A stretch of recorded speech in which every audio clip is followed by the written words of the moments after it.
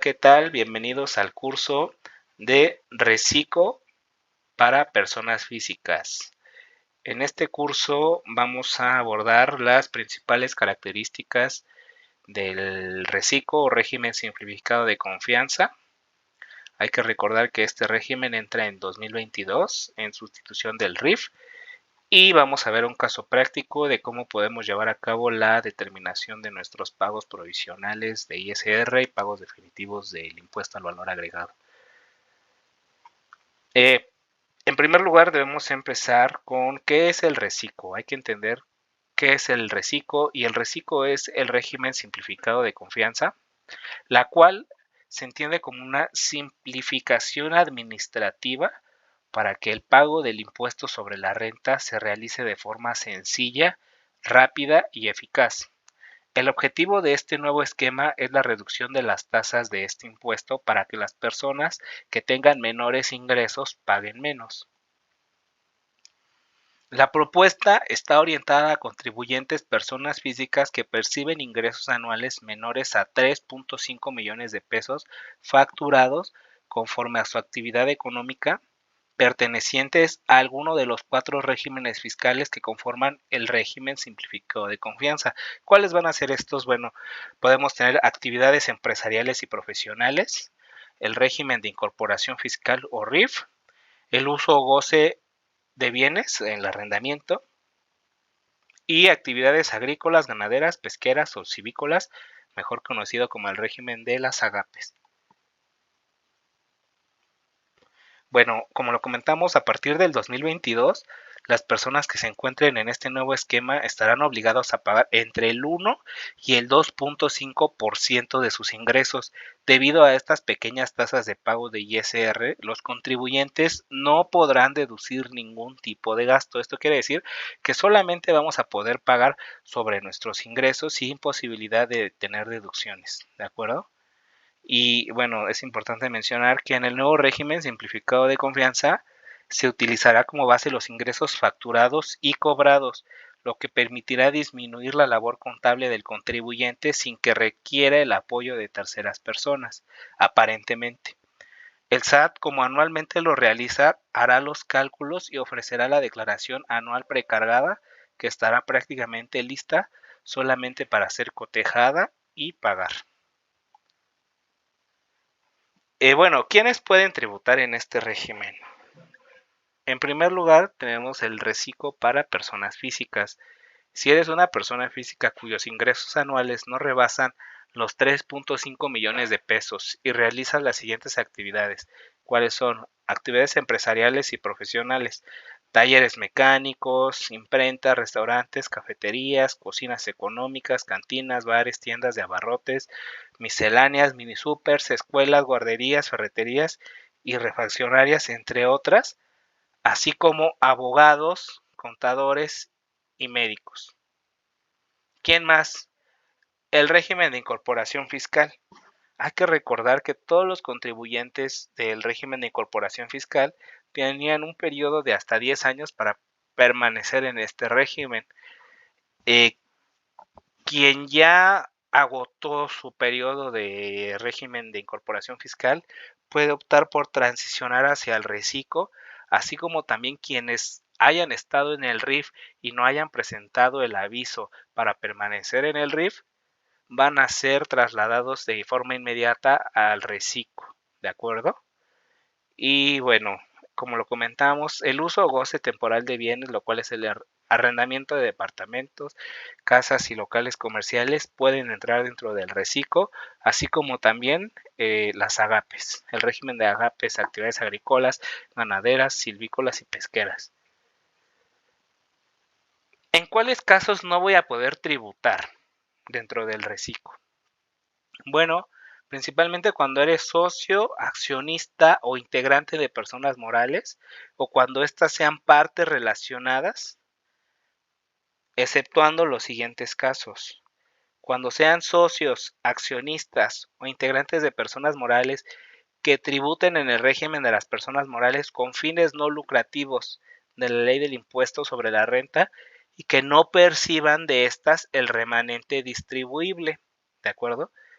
En segundo lugar, tenemos los que sean socios, accionistas o integrantes de personas morales constituidas como instituciones o sociedades civiles con el objeto de administrar fondos o cajas de ahorro, así como sociedades cooperativas de ahorro y préstamo constituidas para regular las actividades de estas, aun y cuando reciban intereses de dichas personas morales. También tenemos el caso que cuando sean socios de sociedades cooperativas de producción, integradas únicamente por personas físicas dedicadas exclusivamente a actividades agrícolas, ganaderas, silvícolas y pesqueras, siempre que dichos socios cumplan por cuenta propia con sus obligaciones fiscales. También los residentes en el extranjero que tengan uno o varios establecimientos permanentes en el país y quienes cuenten con ingresos sujetos a regímenes fiscales preferentes, es decir, los que no se encuentran gravados en el extranjero o los que están con un impuesto sobre la renta inferior al 75% del que se causaría o pagaría en México. De igual forma, los contribuyentes que apliquen otros beneficios o estímulos fiscales, como por ejemplo aquellos que por decreto reciban estímulos fiscales de la región fronteriza norte y sur. ¿De acuerdo?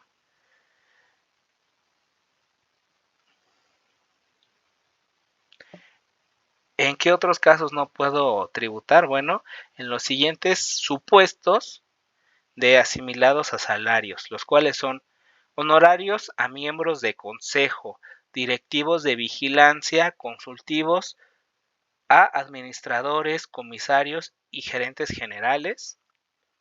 También los honorarios que se presten preponderadamente a un prestatario, los honorarios por servicios prestados a empresas o personas físicas con actividad empresarial cuando comuniquen por escrito al prestatario que opta por pagar el impuesto por el régimen de asimilados a salarios.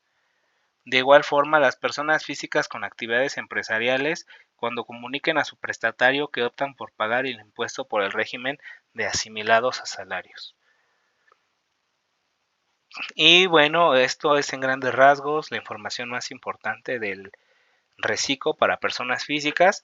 A continuación vamos a ver un caso práctico sobre cómo se determinan los impuestos para este régimen. Y a continuación vamos a ingresar al siguiente sitio, el cual es la página del SAT.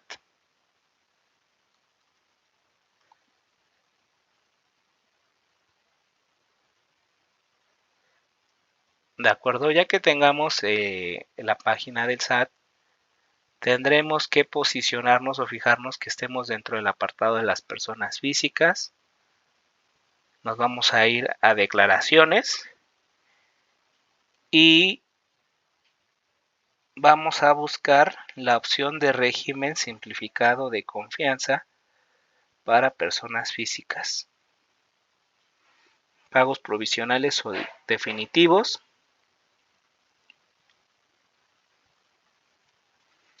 Aquí podemos observar la opción régimen simplificado de confianza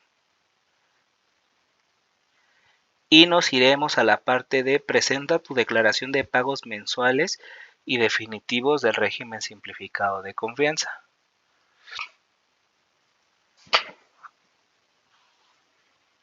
Nos vamos a ir al final de la página y vamos a darle en iniciar.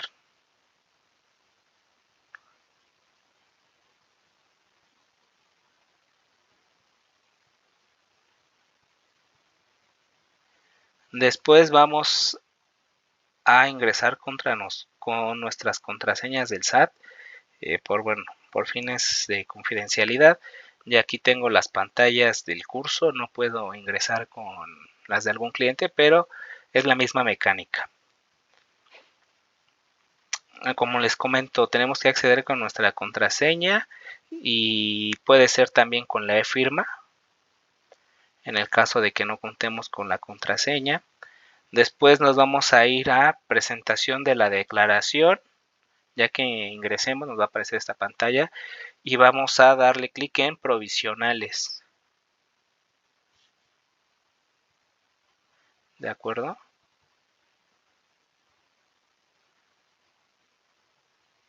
Vamos a seleccionar la opción Nuevo portal de pagos provisionales, la cual está aquí, Nuevo portal de pagos provisionales. Y después vamos, ya que demos clic en Nuevo portal de pagos provisionales, nos va a aparecer esta interfaz y vamos a dar clic en Presentar declaración. Seleccionaremos el tipo de declaración por el ejercicio 2023, periodicidad mensual, en este caso, bueno, el ejemplo es del mes de marzo, y el tipo de declaración, si la presentamos en tiempo y forma, esto quiere decir que a más tardar el 17 del mes siguiente por el cual se debe presentar la declaración. En este ejemplo, esta declaración de marzo se tenía que presentar a más tardar el 17 de abril.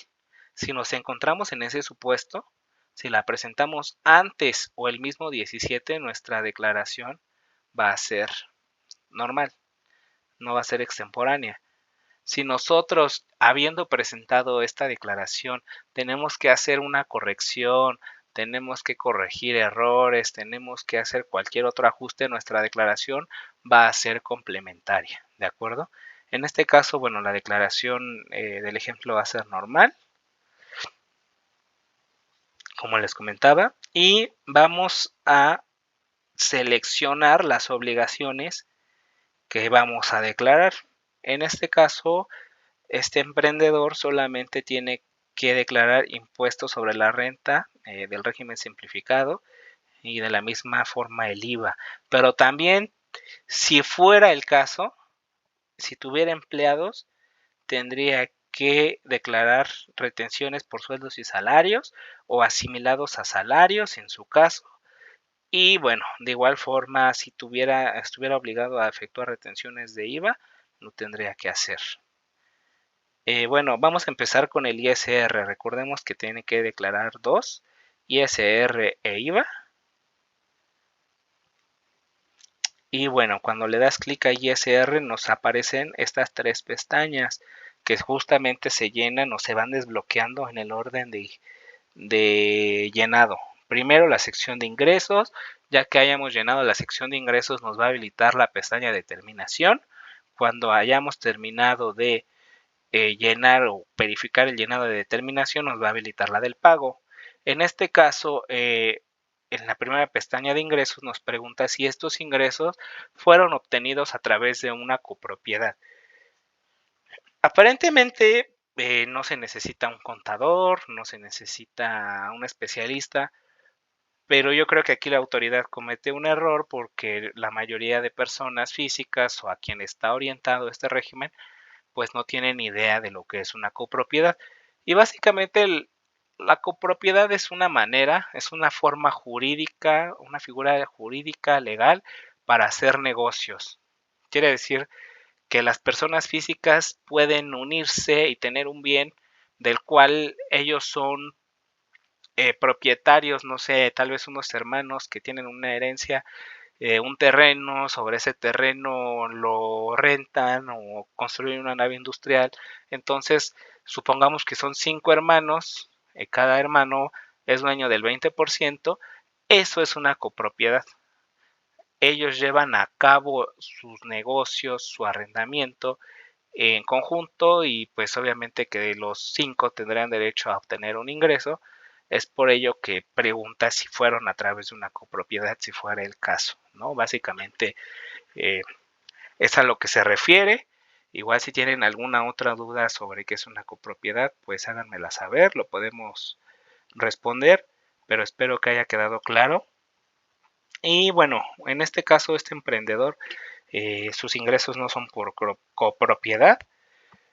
Y bueno, aquí ya tiene información precargada. ¿De qué? De los ingresos efectivamente cobrados. ¿Cómo va a saber la autoridad cuáles fueron los ingresos efectivamente cobrados? Hay que recordar que las personas físicas van a pagar sobre flujo de efectivo. Esto quiere decir que yo emito una factura de ingreso y si yo a esa factura le pongo que ya recibí el pago, que fue pago en una sola exhibición, automáticamente se va a precargar en esta plataforma como efectivamente cobrado. De la misma forma, de las facturas que yo haya emitido, haya timbrado como pago en parcialidades y posteriormente yo les emita el complemento de pago, esas facturas por esos complementos de pago van a aparecer precargadas en esta plataforma.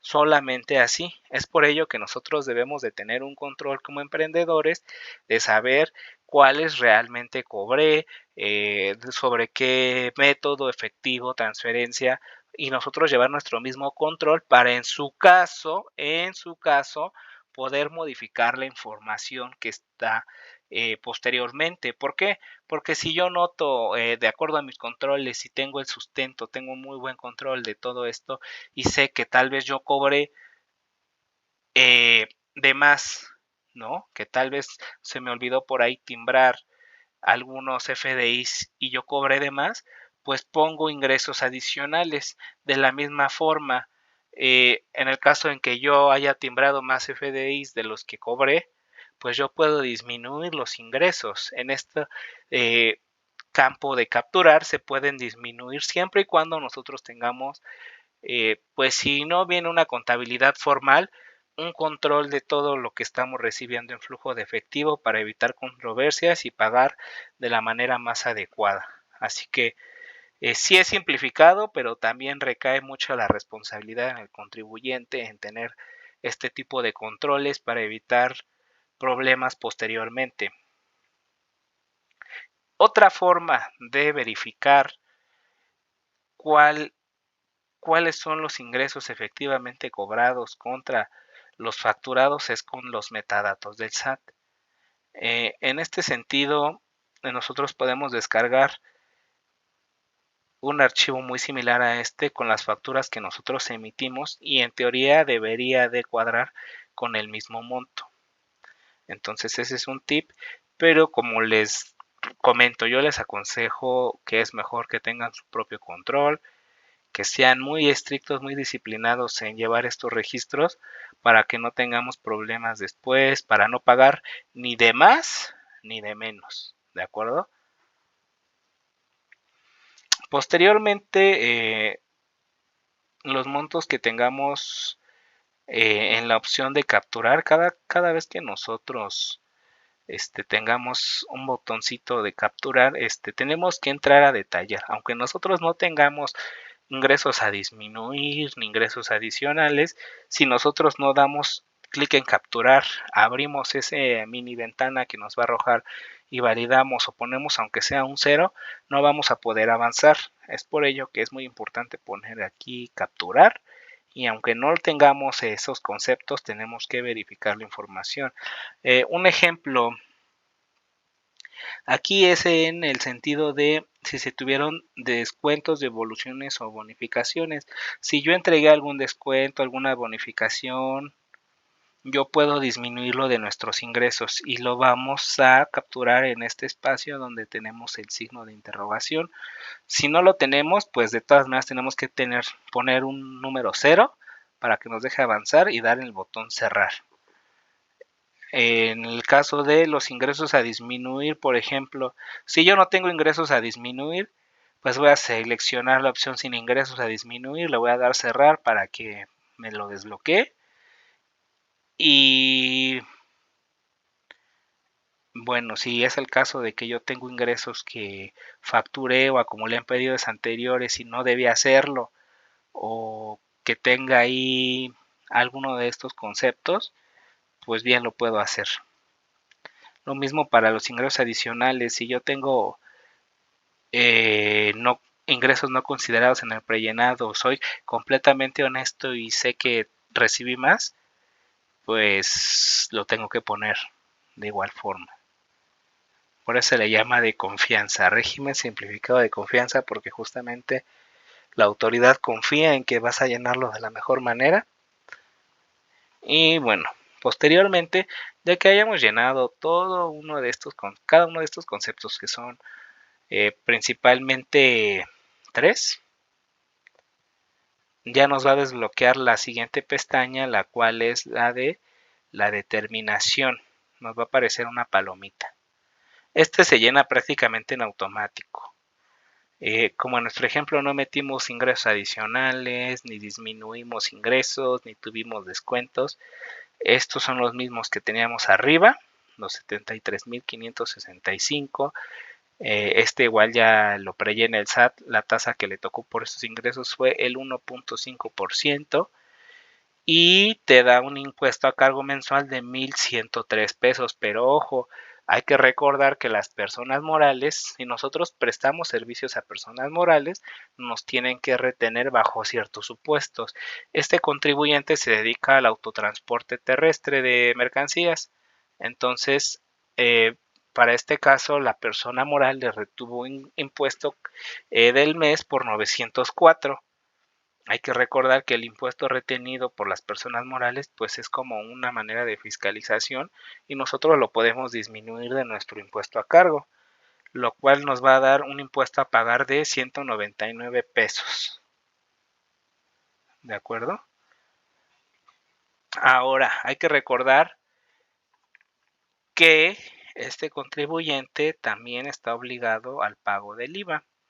Vamos a seleccionar la opción IVA simplificado de confianza. A continuación nos va a aparecer la pestañita de determinación y también de la misma forma hay actividades que ya nos aparecen pregrabadas.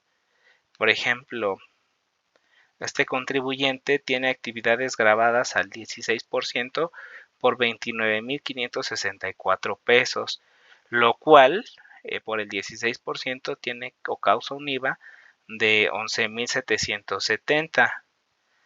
Y hay que recordar que de la misma forma la persona moral, así como retiene ISR, tiene que retenerte el IVA. A este contribuyente le retuvieron 1,708 pesos. Esta determinación, igual de la misma forma, se la recomiendo que lo verifiquen contra los metadatos del SAT. ¿Por qué? Porque en este caso, a veces no, el IVA que te puedes acreditar no es el correcto, o sea, a veces no precarga la información que debiera ser.